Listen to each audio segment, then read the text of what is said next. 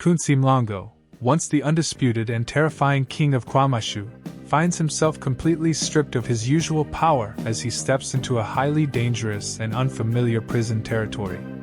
The cold, damp concrete walls offer absolutely zero comfort, and the hardened inmates make it immediately clear that his fierce reputation on the outside streets means nothing on the inside.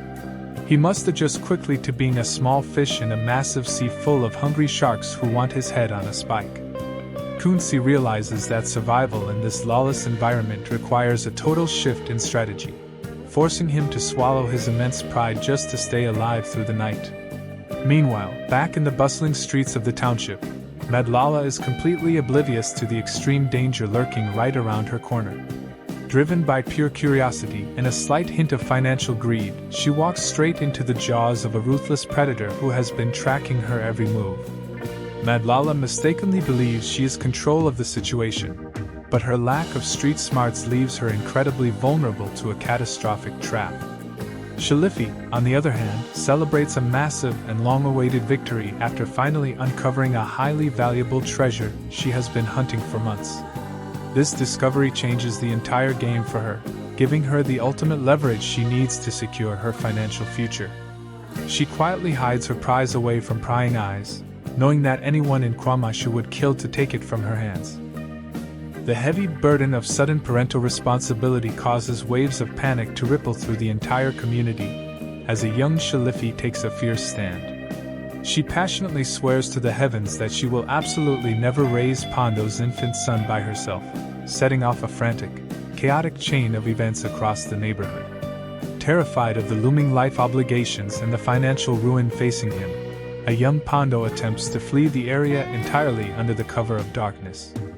However, his desperate escape plan falls incredibly short when a highly determined Shaliffy successfully tracks him down near the taxi ranks. A heated, screaming, and incredibly emotional confrontation follows in the middle of the street, during which a young haw is passed back and forth between them like a piece of unwanted property.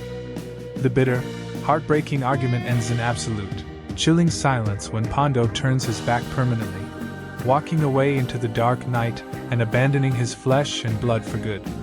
This single, devastating choice sets a dark trajectory for everyone involved, leaving scars that will take decades to fully surface. Shaliffy is left standing alone in the cold, clutching the innocent child to her chest while swearing a quiet oath of bitter vengeance against the man who promised to love her forever. She realizes that from this moment onward, she can trust absolutely nobody but herself to survive the harsh realities of this world. Fico finds herself backed into an incredibly tight corner as Medala continues to use damaging, explosive secrets as ultimate leverage against her daily life. Refusing to remain a helpless, terrified victim of financial extortion, Fico sits down alone and carefully crafts a brilliant, clever counter-strategy to permanently neutralize the looming threat. She executes her complex plan with clinical, cold precision, effectively turning the tables on her stunned blackmailer and securing her total freedom through sheer intelligence. Fico proves that she is far more dangerous than her enemies ever anticipated, leaving Medala. An air of deep, suffocating unease settles over the prominent Mlongo homestead at KwaNjomane as a mysterious, threatening message sends shockwaves straight through the family. While the regular, low-level staff members jokingly mock the situation as a mere prank, Nkazimulo remains deeply alarmed by the psychological warfare being deployed against them. He highly suspects that a rival criminal syndicate is actively mapping out their precise physical vulnerabilities to launch a massive, coordinated assault on the compound. Knowing that even a single sign of hesitation could invite total, irreversible disaster, Nkazimulo begins aggressively gathering intelligence to protect what is left of his family's collapsing criminal empire. He quietly rallies his remaining loyal foot soldiers, strictly preparing them for a bloody, defensive campaign against invisible enemies who strike from the shadows.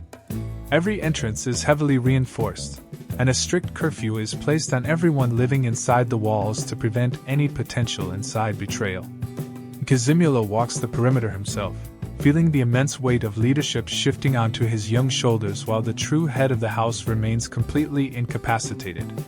He knows that if he fails to secure the homestead now, the family name will be wiped out of the history books before the week ends. The tension is thick enough to cut with a knife as everyone waits for the enemy to make their very first move. Lily enters a highly intense, raw, and emotionally draining therapy session under the professional guidance of the patient Dr. Zungu. The experienced therapist firmly believes that true emotional recovery requires Lily to directly, physically confront the toxic father who completely shattered her fragile life years ago. The therapeutic session pushes Lily to her absolute psychological limits as she reluctantly unearths deeply buried childhood trauma, heartbreak, and intense resentment. She breaks down in tears, fighting the heavy urge to run away from the painful breakthrough that is desperately trying to happen. Outside the quiet therapist's office, the brutal criminal underworld continues to churn violently as Pondo takes drastic, illegal measures to protect his social position. He uses intense physical intimidation and dark threats to ensure that Stjidi stays completely quiet about a horrific secret that could instantly ruin them both if it ever leaks to the local authorities. Pondo corners Stjidi in a dark alleyway, making it explicitly clear that any form of betrayal will be met with terminal consequences. Stjidi is left trembling with fear, caught completely between his trembling conscience and the terrifying reality of Pondo's absolute ruthlessness. The dark clouds gather heavily over KwaMashu as the line between justice and survival becomes incredibly blurred for everyone involved, forcing good people to make terrible choices just to see the next sunrise. The delicate, unstable balance of power in the streets of KwaMashu begins to fracture completely as Matenten strategically positions himself for a hostile, bloody takeover.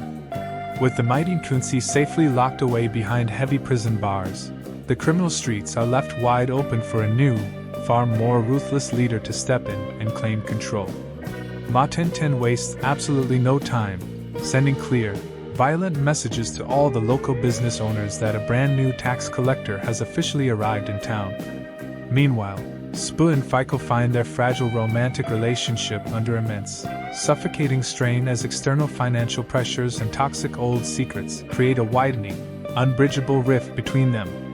They argue endlessly behind closed doors, unable to find the mutual trust that once held them together during the hardest times. Every single major character in the township is forced to choose a side as old alliances crumble overnight, dark secrets come to light, and dangerous new players prepare to claim the vacant throne. The atmosphere in KwaMashu grows increasingly cold and unpredictable, signaling the arrival of a massive storm that will change the community forever. No one is safe from the shifting tides of power, and the desperate scramble for survival reaches an all-time high as the residents prepare themselves for an era of absolute uncertainty and danger.